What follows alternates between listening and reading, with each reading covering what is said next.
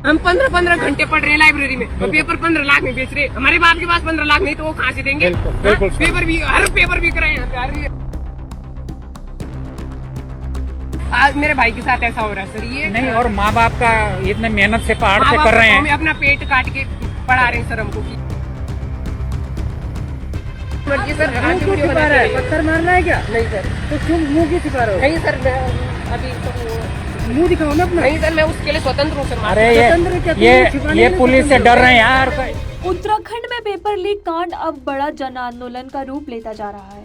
जिस प्रदेश को देवभूमि कहा जाता है, वहाँ आज के युवाओं का भविष्य दांव पर है। माँ बाप पेट काटकर बच्चों को पढ़ाते हैं और सिस्टम उनकी मेहनत को चंद पैसों में बेच देता है। उत्तराखंड के हर गांव में आप किसी भी माता पिता से बात कर लीजिए, दर्द एक जैसा है। बेटा दिन रात लाइब्रेरी में 15-16 घंटे पढ़ रहा है, लेकिन जब परीक्षा का दिन आता है तो उसकी मेहनत पेपर माफियाओं की जेब में चली जाती है।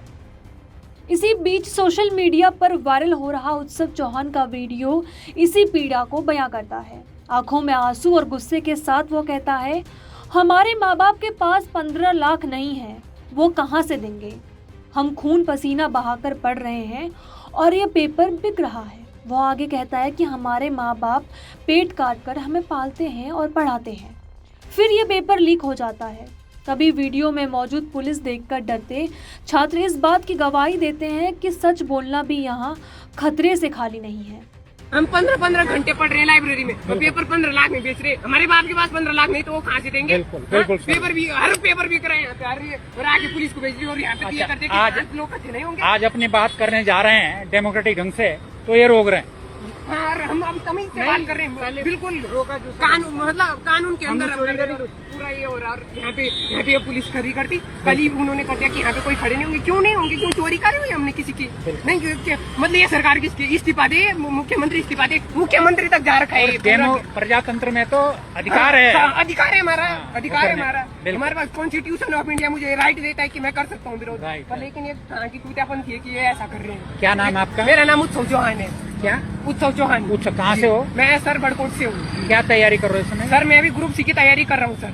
जी सर, कल के दिन सर अभी तो मेरा नहीं है सर वो, पर लेकिन कल के दिन मैं भी तो दूंगा ना सर उसी एग्जाम को। मुझे भी तो सर देखना पड़ेगा ना कि मेरे साथ कल के दिन आज मेरे भाई के साथ ऐसा हो रहा है सर, ये नहीं। और माँ बाप का इतने मेहनत से पहाड़ से कर रहे हैं, हमें अपना पेट काट के पढ़ा रहे हैं सर हमको कि इनके कुछ हो जाए। हमारे साथ सर ऐसा हो रहा है। बिल्कुल बिल्कुल बिल्कुल। सर वो हमारी सर हम क्यों, वो हमारी मर्जी सर। पत्थर मारना है क्या? नहीं सर। तो क्यों मुंह की सिखा रहे हो? नहीं सर, मैं अभी तो मुंह दिखाओ ना अपना। नहीं सर, मैं उसके लिए स्वतंत्र हूँ सर। अरे ये पुलिस से डर रहे हैं यार, ये पुलिस से डर रहे हैं कहीं फंसा।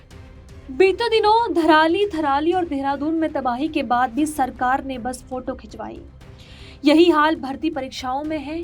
युवा सड़कों पर है, लेकिन सरकार के कानों पर जूं तक नहीं रेंग रही है। हम मेहनत करते हैं, लेकिन सरकार और माफिया हमारी मेहनत बेच देते हैं। अब यह बर्दाश्त नहीं होगा। सरकार नकल विरोधी कानून की बात करती है, पर हालात जस के तस हैं। वहीं विधायक सुबोध उनियाल का कहना है कि पेपर लीक नहीं हुआ है, बल्कि भ्रम फैलाया जा रहा है। कुछ लोग इस तरह के भ्रम फैलाने का प्रयास कर रहे हैं कि अधीनस्थ सेवा आयोग की परीक्षाओं में पेपर आउट हुआ है, पेपर लीक हुआ है। हकीकत ये है कि वो परीक्षा प्रारंभ होने के 35 मिनट के बाद किसी शरारती तत्व के द्वारा उसको स्क्रीनशॉट के माध्यम से इस तरह कहीं भेज करके ये प्रचार किया गया कि था पेपर लीक किया गया। आज जब से पुष्कर सिंह धामी जी की सरकार ने नकल विरोधी कानून बनाया राज्य में, और नकल विरोधी कानून के बनने के समय करीबन 200 से ज्यादा लोगों को नकल कराने के आरोप में जेल के सीटों के पीछे ले जाने का काम किया। और जब नकल विरोधी कानून हमारी सरकार ने बनाया और पूरे देश ने उस कानून को सराहना करने का काम करके उस कानून की कॉपी करने की बात की, तो कहीं न कहीं विपक्षी दलों में इस समय से कुछ तिलमिलाए हुए, और इसी बौखलाहट में, इसी तिलमिलाहट में वो इस तरह की भ्रामक खबरें फैला करके जनता को भ्रमित करके अपनी जमीन बनाने की प्रयास कर रहे हैं। जबकि हकीकत ये है, जब से नकल विरोधी कानून के बनने के बाद आज उत्तराखंड में नौजवानों को मेहनत के हिसाब से परिणाम मिलना प्रारंभ हुआ है। जितने जो हजारों नौकरियां इन हमारे पिछले 3 साढ़े 3 साल के कार्यकाल में लगी, उनमें अगर आप देखेंगे तो तकरीबन हर जनपद के बच्चों को 10 से 12%, 13% तक तकरीबन हर जनपद के बच्चों को प्रतिनिधित्व मिल रहा है।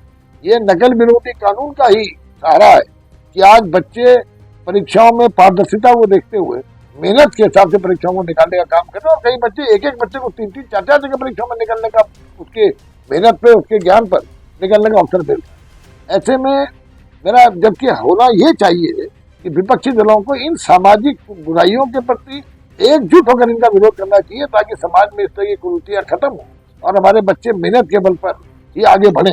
तो हमारी सरकार भी इस बात पर फख्र है कि धामी जी की सरकार ने नकल विरोधी कानून ला करके जहां सैकड़ों लोगों को गिरफ्तार करने का काम किया, वहीं बच्चों को उनकी मेहनत के अनुरूप परिणाम दिलाने में एक पारदर्शिता दिखाने का काम किया है।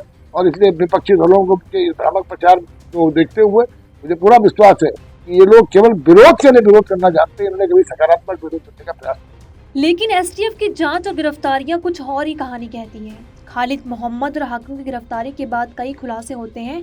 उन खुलासों से साफ है कि इस धांधली में गहरी साजिश रची जा रही है। उत्तराखंड के हर युवा की आंखों में एक ही सवाल है, आखिर कब तक उनकी मेहनत का सौदा होता रहेगा? जब माँ बाप इतनी मेहनत करके बच्चों को पाल रहे हैं, पढ़ा रहे हैं, तो सरकार की जिम्मेदारी बनती है कि वह उनके भविष्य की सुरक्षा करे। लेकिन अगर यही सिलसिला चलता रहा तो युवाओं का भरोसा सिर्फ सिस्टम से ही नहीं बल्कि लोकतंत्र से भी उठ जाएगा। ये दर्द सिर्फ एक वीडियो का नहीं, पूरे उत्तराखंड के हर छात्र की कहानी है। सवाल यही है, ऐसे कैसे और कब तक चलेगा?